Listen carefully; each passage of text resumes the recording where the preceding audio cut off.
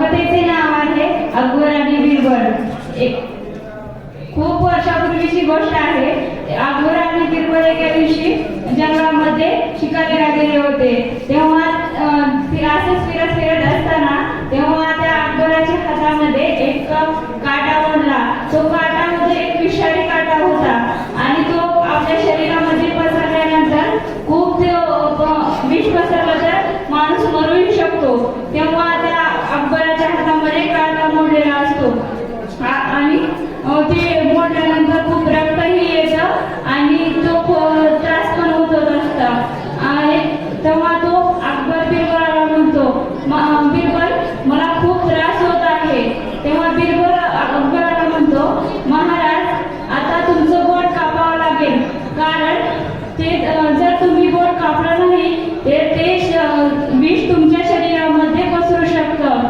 तेव्हा महाराजाचं बोट कापलं जातं आणि बिरबल अकबराला म्हणतो, महाराज जर जे होतं ते आपल्या चांगल्यासाठी होतं। आणि हे ऐकून अकबराला खूप राग येतो आणि अकबर त्याच्या सैनिकाला सांगतो, घेऊन जा बिरबलाला आणि आपल्या राजवाड्यामध्ये नेऊन याला फाशीची शिक्षा द्या।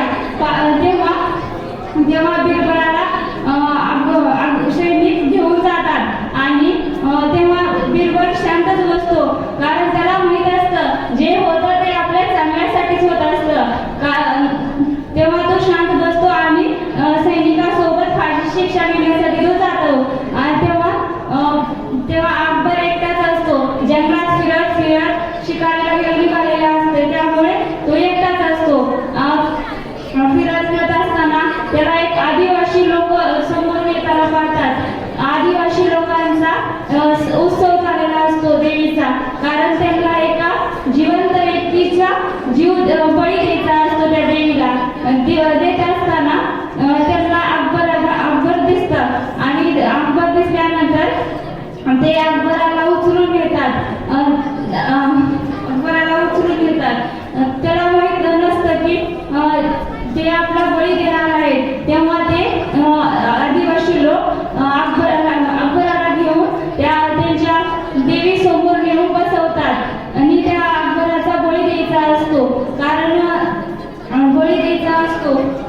तेव्हा त्याला बळी देणारच इतक्याच त्याला त्याचे बोट कापलेले दिसते आणि त्यामुळे ते लोक म्हणतात, हा तर दूषित व्यक्ती आहे आणि शापितही आहे, त्यामुळे त्याचा बळी आपण देऊ शकत नाही।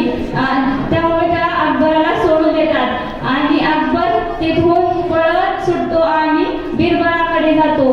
बिरबलाला तर फाशीची शिक्षा होणार होती, परंतु तो काहीच न करता, त्याला माहित असते ना जे चांगलं होते जे होते ते चांगल्यासाठीच होते, आणि तसंच तो पळत जातो आणि ती फाशीची शिक्षा थांबवतो आणि म्हणतो, थांबवा, ही फाशीची शिक्षा होणार नाही, कारण त्याचा जीव त्या बोट कापल्यामुळे बोट न कापल्यामुळे जाणार होता, कापल्यामुळे तो जिवंत वापस आला आहे आणि तो फाशीची शिक्षा थांबवला। म्हणतो बिरबलाला म्हणतो, जे होतं ते चांगल्यासाठी होतं, हे तुझं वाक्य खरं ठरलं, कारण